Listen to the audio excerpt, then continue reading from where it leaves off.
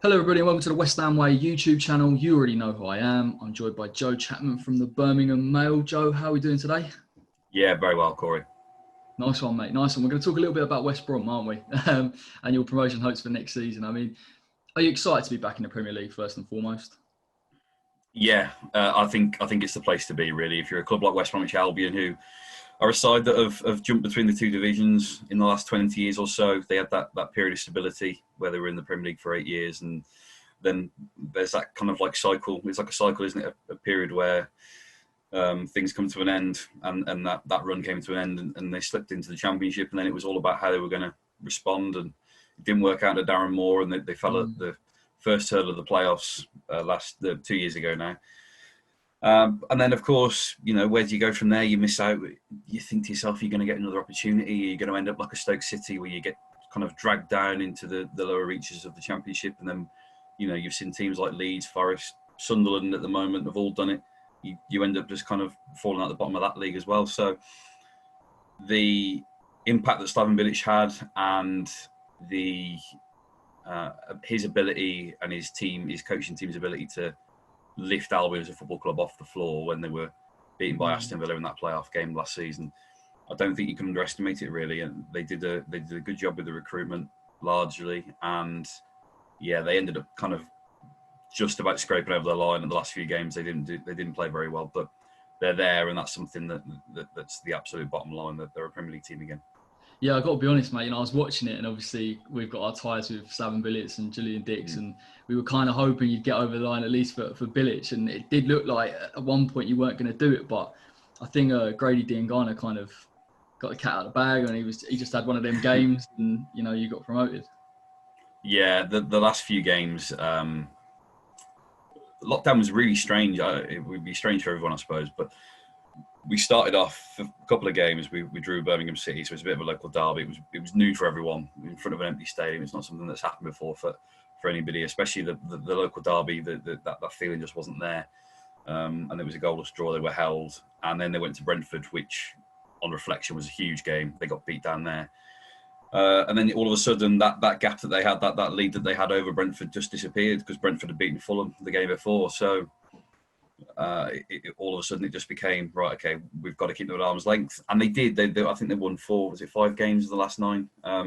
Beat Sheffield Wednesday, they beat Derby, they beat Fulham. They drew with Fulham, and then by the end it was really a case of, can you just basically match what Brentford do? And Brentford were obviously a winning machine at that point. And that game at Huddersfield was absolutely horrible. The penultimate game of the season, where they got beat, they got turned over, they didn't deserve anything on the night, and it was probably their worst performance of the season. And Bilic was very, very honest after the game, as he so often has been this season. It was, we're going to prepare for the playoffs now, and that might have been reverse psychology, because Stoke turned Brentford over the day after, and then all of a sudden it was back in Albion's hands. And yeah, you touched on Grady. He's obviously someone that's had a really up and down season, because for the first half of the season, August to December, he made his. I remember the first real impact he made was in that game at Luton. They won the 3rd game of the season at Luton, and he came off the bench at half time with the team 1-0 down. He scored twice in about 5 minutes, and it was just a case of, well, you've got a group of players here that we don't know too much about, really. You don't know too much about Shemi Ajayi. You don't know too much about Mateus Pereira, and Grady was on that list. And the first 6 months, they were an absolute joy to watch. He got that injury, of course, and then it was a case of, are Albion going to basically kind of suffer a kind of Harvey Barnes Mark II, where he gets recalled in January, which is exactly what happens. And that's what really cost us promotion the year before. Thankfully, David Moyes, maybe it was to do with the injury, but thankfully David Moyes decided to keep him where he was. It took him a few games after lockdown. He definitely looked like he was someone that hadn't played for 6 months, and that was understandable. But God, when he got going again, scored 3 wonderful goals in the back end of the season, and yeah, he was an absolute crucial figure in the club's promotion. Mate, he's a real player. As a West Ham fan, we had him. I think he broke through maybe 2 years ago, and he sort of fitted with the first team a little bit, a couple of cup games, but he was a bit he was a bit lightweight. Like, didn't have, for the Premier League, you need to be strong. You need to put your body between the ball to make a nuisance of yourself. And it was a joy to watch him at West Brom, where he seems to have developed that element of his game. He's got the natural ability. There are just physical attributes that he needed to sort of get over the line, and I feel like he showed it. I think he's done that. Yeah, I think I would agree with that. I think he just looks like, you know, his core body strength is there. You know, he's got a low centre of gravity. He's quick. He's so skillful with the ball. The one thing that really I kind of take away from last season was just there are so few wingers nowadays who play on the side of the pitch where their strongest foot is. You're so used to wingers cutting inside. Yeah. He played on the left most of the time, and he doesn't stop when he gets to the byline. He doesn't stop. He's faced with a fullback. He will beat the fullback, even if it means dancing up, you know, along the byline. The fact that he's just absolutely relentless. As a fullback, I can't think of anything worse in terms of what you're playing against. He had a serious relationship with Pereira. Like, the pair of them were at times on a different level. You know, you've got your Jake Livermore's, Matt Phillips, Hal Robson-Kanu. They all did good jobs for large parts of the season. But Pereira and Diangana often were playing like, you know, kind of was like a two-man team, and they kind of would really hurt teams that way. He's someone that I think there's not a single Albion fan that wouldn't love to see him back next season. I don't think I could see that happening right now, but it's a case of what West Ham do, I suppose. Yeah, mate, it is a tricky one with us because, you know, it's been indicated that we haven't got the money. And so someone like Diangana is basically a new signing. And I don't think, from what Moyes has done early doors, suggests that he's going to load him out or look to sell him, because he started against Ipswich the other day, and I think he got 2 assists, possibly a third, a bit controversial, but his link-up play with Allaire is so good to see, and it's like a joy for him to come to the first team, and he looks like a mature player. Even he's still at a young age, so he's staying at West Ham. Hopefully, fingers crossed. I know. Well, that's the thing. I suppose, you know, it's opportunity for Moyes to have a look at him and say, well, you know, give me some proof in pre-season. I think if he was to be loaned out again, then it's easy just to say, well, you know, we'll send you to a Championship team. You do well there. Different kettle of fish sending you to a Premier League rival. Especially when, you know, that there's an opportunity, that there's a likelihood that West Brom, West Ham are going to probably be in the same 8 to 10 teams. Yeah, definitely, mate. I've gone for West Ham potentially finishing bottom half this season, which isn't really optimistic. But yeah, when you're in that mix, you've got to be beating the teams around you. You know, if you get Grady, I mean, in fairness, he won't play, but if he's playing against teams that are in and around, gets you those 3 points. Exactly, mate, and then that's another kind of concern at West Ham. It's something that I think at this moment in time, even if, say, Grady was to play 10, 15 games in the first team for West Ham, I think they'd rather still have him to call upon themselves than see him play 35 games somewhere else. And as you say, you know, be detrimental to West Ham's survival hopes. It was touch and go, mate. Honestly, like in January, we were crying for a player like Diangana, and it was we were almost like, well, why don't we go and get him? But obviously, like you say, Moyes left him in the Championship. Yeah, probably better for his development. And I think you've touched on it a little bit with Slaven Bilic. I mean, in terms of a manager, you know, I suppose he's a man manager, isn't he? Is that what's helped West Brom this season get promoted? Yeah, without doubt, yeah. There's not a single person at West Brom. Nobody in that squad would say anything bad about him. I think, you know, they really, really love playing for him. There have been one or two... I've spoken to West Ham fans this season, and a number of them, and you might be along the same lines, have said similar things. Eventually, things catch up with him, and you know, it happened at West Ham where it just kind of started to slip away a little bit, and of course, it's irreversible then.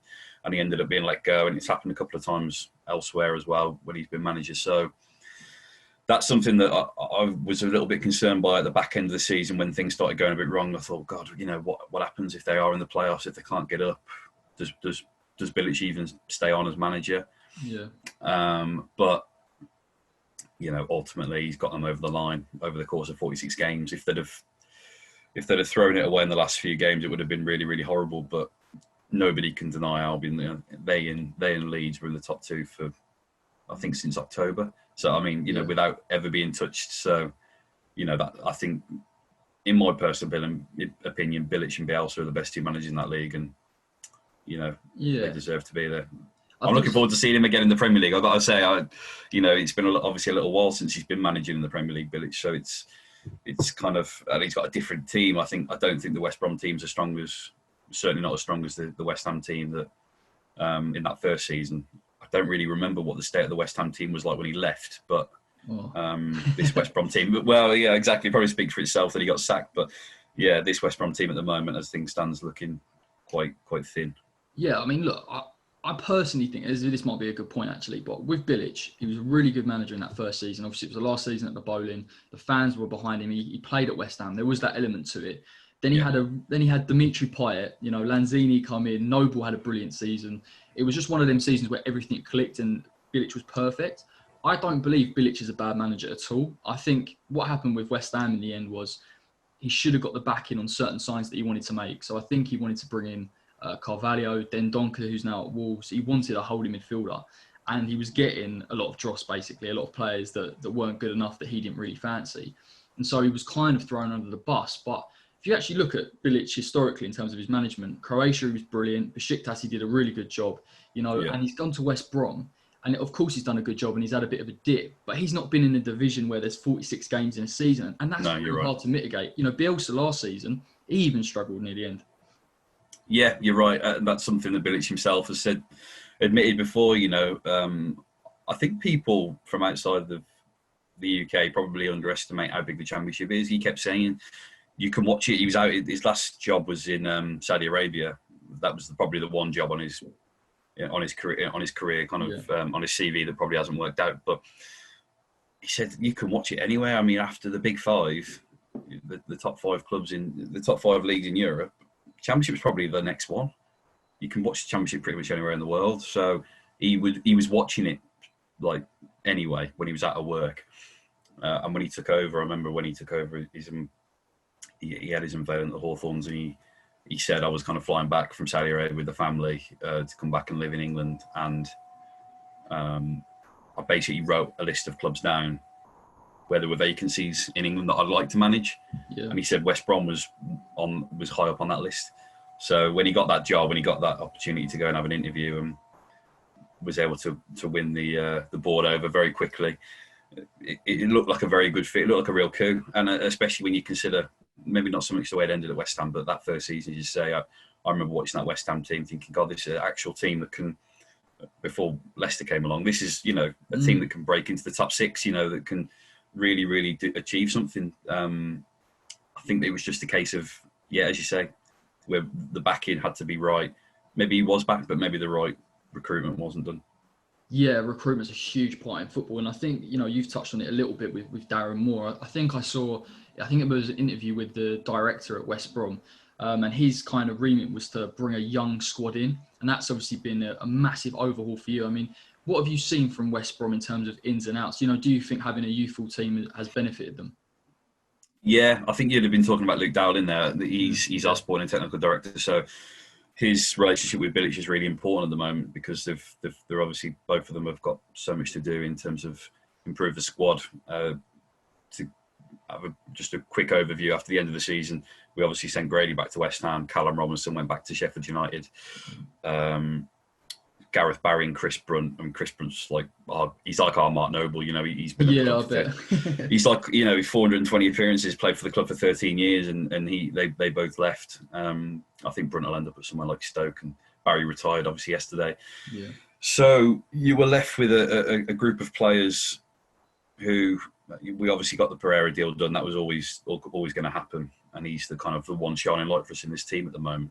And then you get your loan players back who probably aren't going to be good enough, players like Ollie Burke.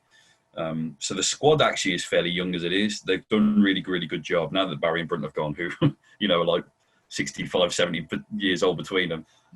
They kind of brought the average age up a bit. So they're obviously off the books now, and it's a case of you're looking at that kind of player that you can sell on. I think when you're a club like West Brom, you've got to look for a bit of resale value when you're going after players. And if you can get a player that's 22, 23 rather than 28, and that if you can get him fairly cheap and accept that in time he will do well enough at your club to go and earn a bigger move somewhere else, then I think that's just the way Albion have got to look at it long term now. Is players like Ajayi, 25 years old, cost £1.5 million, was absolutely brilliant last season.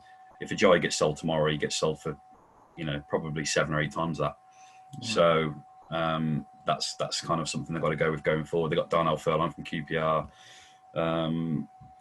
So you're looking to bring the average age of the squad down. They've done that successfully now, really, and I think that'll be a continuation when they finally sign some players in this window in the summer. Sounding frustrated as I am, mate.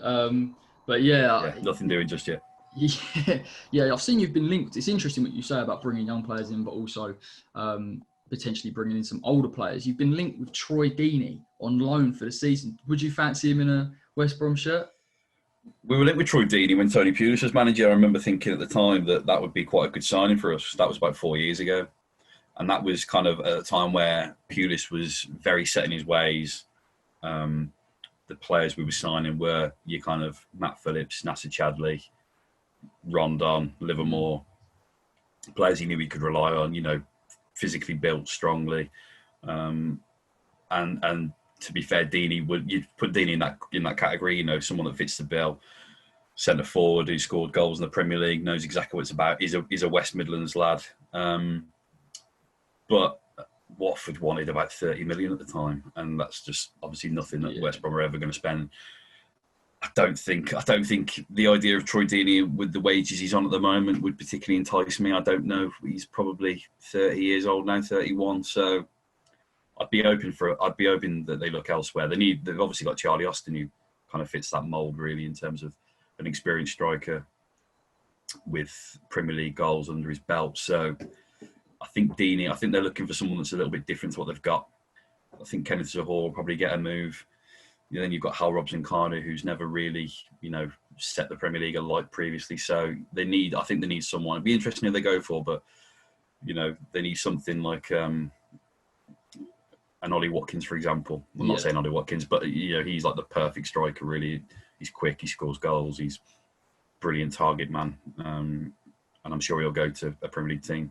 But something of that ilk, I think, just something a bit different to what they've got. I don't think really Deeney ticks that box for me. Yeah, you've kind of got that mix. I've seen you've been linked with it's like Kipper from Wigan on a cheap deal. Potential reinforcement. That's more of a West Brom. That's more of a West Brom deal for me. Shane Duffy as well. Shane Duffy. Duffy's someone it's a tough one really, because he's obviously a big Celtic fan and Celtic are interested. Yeah. Celtic can't really offer what West Brom and West Ham can give, i.e. Premier League wages, and they've just been knocked out of the Champions League. So I think that will probably test Duffy's kind of desire. Maybe I think Duffy, when you're a £10 million centre back in the Premier League and you're 28 years old, you've got all your career to go to Celtic. As far as I'm concerned, I think whether he turns West Brom down, goes to West Ham or wherever, I think there are better offers at this moment in time than Celtic, as big a club as they are. Kipper is a more realistic one for me. I think he's someone a little bit like a Jai. He's a younger defender. I think Leicester released him actually when he was a teenager, and then he's kind of made his way back through the leagues, and he'll be another one that leaves Wigan without a doubt. It's a cheaper one you can do where you kind of think, well, okay, it's a bit of a risk-free kind of move. You could bring him in for £1.5 million, and then if it doesn't work, then he'll perform really well in the Championship. He played really well in the Championship last season against us, so that sounds more like a West Brom deal, to be honest, than spending 10 million on a centre half. A bit like West Ham at the moment. It's like, our budget. I don't know what West Ham's. I don't know what you've been kind of zero, mate. I think 0. Well, ours is. The thing is, with West Ham is we've probably got about in the region of, before we sell players, and when we sell players, then we'll have a little bit more room to manoeuvre. But at the minute, we've probably been given about in the region of 20 to 25 million quid to spend, which is not, when you need probably 5-6 players, it's not a lot. Thing is with West Ham, you just look at the squad. I just think it's balmy. Like when you've got players there, you just think. I'm obviously on the outside looking. I just looking at it and think, do you need to strengthen? But then it's again, as we keep going back to the same thing. It's like where the money's been spent, the recruitment, the wages that Jack Wilshere's on, the wages that it comes down Lanzini and Antonio and Yarmolenko and mate. It's a weird one, because I think, and this is why I think there's fundamental differences between our two clubs, where someone like Luke Dowling understands what he wants to do. There's an overall strategy. Even if you bring in a few players that have resale value, West Ham invested all this money with Pellegrini. It didn't quite work out. now we've got these players that don't quite fit into Moyes' system. And then we've got players that we had under Bilic, you know, all these different managers. It's like a melting pot of players where we're trying to get that sort of right structure in. Like Diangana will fit in perfectly, but we've got too many players where we've spent really big wages on that Moyes doesn't fancy. So ideally, as a West Ham fan, I'd be saying to Moyes, well, get rid of him. If you don't fancy him, let's get the money back in and reinvest. But I haven't seen anything that suggests that we're selling to buy in, or even that we've got money available. So I'm a bit confused when we've got weaknesses. Like the fullbacks for me are shocking. Like Creswell has declined massively over 2-3 seasons. Fredericks isn't Premier League quality in my opinion. We've got Ben Johnson coming through, who's a really good academy product, but again he needs to have a full season in the Premier League before we start to speak about him as a player. We're so far off where we need to be in terms of balancing the squad. We've got like so many wingers and number 10s, and we realistically don't need all those players. They're not going to all play at the same time. So yeah, so it's a struggle at the moment, mate, to be honest. That was our hope, actually, when I remember when January swung around. And again, it's an outside looking in kind of job. But I remember thinking, well, whereas 12 months before Harvey Barnes was being recalled by Leicester pretty much to save Puel's job. Yeah. I thought, well, you know, Diangana will just get called back and he'll have to compete with players like Antonio and etc. for a place in the team when you've got all that kind of abundance of attacking options. But then you think to yourself on the other hand, well, the reason he would be called back is because those players aren't performing, and you know he would get a looking straight away. It's just a poorly run club, mate. I gotta be honest. There's money. There is money. There has been money spent, but it's not been done in the right way. Like when you mentioned bringing in like Ajayi, like players like that will grow and develop, and the resale that they'll have. West Brom, and I think I heard from the interview with Dowling that he was saying they're well aware that they could come up, they may stay up, they might not stay up, but as a club, you're prepared for that. Whereas if West Ham aren't necessarily looking to say, right, we'll break into that top 10, this is how we're going to do it, because we don't have the structure to say, these are the weak areas, these are the targets we need to bring in, and we just bring them in. You look at Chelsea at the moment, albeit they've got a lot of money kicking around. They've said, right, centre-back, forward, winger, done. There's no, sort of dragging out the process, and you might be in the same situation where you're kind of just waiting for the signings to come in. But the longer it goes, mate, the bigger the issue it's going to become.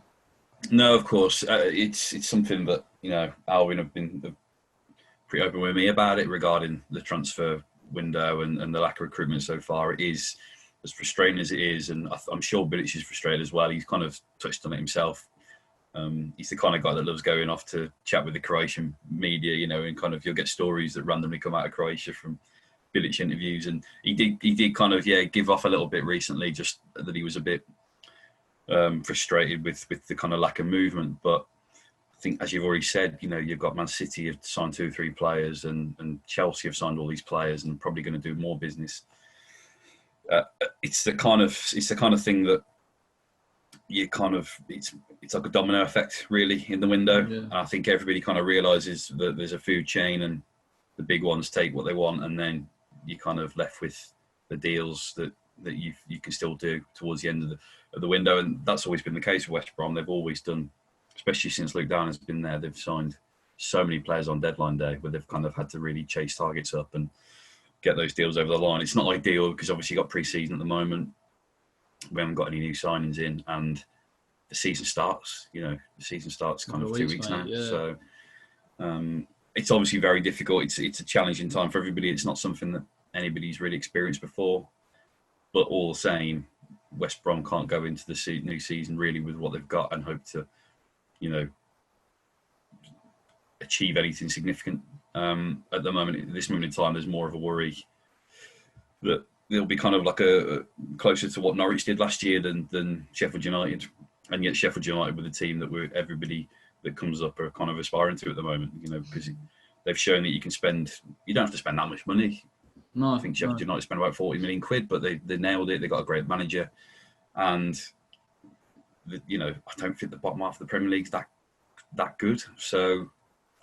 Like, you kind of go in there and you realise, why can't, with the greatest respects to West Ham, why can't West Brom go and finish above West Ham or Palace or Brighton or Newcastle or Fulham and Leeds and Burnley and Brighton? You just think, well, they can't be far away. There seems to be a gap now yes, you've got Everton who are always there, and you've got Wolves and Leicester, and I suppose you can chuck Sheffield United into that group now. But I think there's not much between finishing bottom and finishing halfway up, really. No, mate, I completely agree with you. Like, this is the thing with West Ham, right? So when we were playing poorly, I think some of us were like, but we've got the players. If they start, getting a bit of form, we've got the players to kick on. And when it just clicked against Chelsea and we moved on from that, you see we move up that table, that lower end of the table quite quickly because we've got the quality there. But then you've got other teams, Sheffield United. I'm trying to think now, like Burnley would be a good example where they identify the way they play. They know how they play. And because the squad knows what they're doing, they seem to just have a level of consistency that means that you get to halfway through the season and you're like, why Sheffield United 6th place? But it's because they understand the way and that could happen with West Brom. If Bilic gets the right signings in and he's allowed to sort of have his identity on the squad, then you could find yourself in a 13th, 12th place that you wouldn't have necessarily expected. Yeah, I think so. It's a case of just absolutely nailing the recruitment, really, and knowing exactly what they need to do. They need to sign a goal scorer. They need to sign probably another kind of like a deep line midfielder. We haven't really had a replacement for Claudio Jakob since Jakob left. So you need someone that kind of basically just sits in front of the defence and doesn't move. Yeah. Whereas Romain Sawyers has been asked to do that this year, and he's someone that wants to get a bit further forward and play. So yeah, they need a defensive midfielder, probably another centre half to go with Ajayi. I think Agazi may stay, may go. Yeah. I think Gibbs may go. So you're kind of looking for another left back. And probably someone that really, really properly competes with Sam Johnston as well. Cause there's a case at the moment where it's been kind of almost, he's a good goalkeeper, but it's been too easy for him to play, really. He's played every single championship game for 2 years. And Jonathan Bond, who's technically he's a free agent at the minute, even though he's still training with us, was kind of very comfortable as a second choice keeper. So there's 4 or 5 positions in that team, and then all of a sudden, I know they haven't had pre-season together, but if you can get good players around Pereira, for example, then yeah, you're right, you can finish half at the table, because 45 points these days. I remember when West Ham went down with 42, 45. Do you know what I mean? 45. Well, yeah, and then 2 years later we stayed up with 34. And look at Villa this season. Villa stayed up with 34, 35 points. So 45 points probably gets you a position half at the table. Yeah, it would. So it's, as I say, I don't think it's the strongest Premier League this last 2-3 years. I think teams like Brighton and obviously that cost Chris Hughton's job there, and then Newcastle have a heavy turnover of managers and players, and Palace. I mean, they've freshened it up a little bit with a couple of younger players. But if Zaha goes, and then you wonder what Roy's going to do in the next year or so regarding retirement, and then there's a lot of uncertainty at clubs, I think, who have all kind of wanting to spend a lot of money on players, and players like Palace and teams like Palace and Newcastle and West Ham have spent money. That's the thing. It's don't think West Brom will have anything like that kind of budget where we're spending 40 million on a centre forward. Well, I'll hear. Not like West Ham and Newcastle anyway. You know what I mean? So we kind of just have to be box clever, I think, a little bit. Yeah, mate. I mean, listen, I wish you all the luck for the upcoming season until you play West Ham twice and you lose 3-0. Other than that, best of luck, mate. Thanks for coming on so much. Really appreciate it. No problem. No, nice. Cheers, mate. Thank you very much. All right, you lot. Until next time, take care.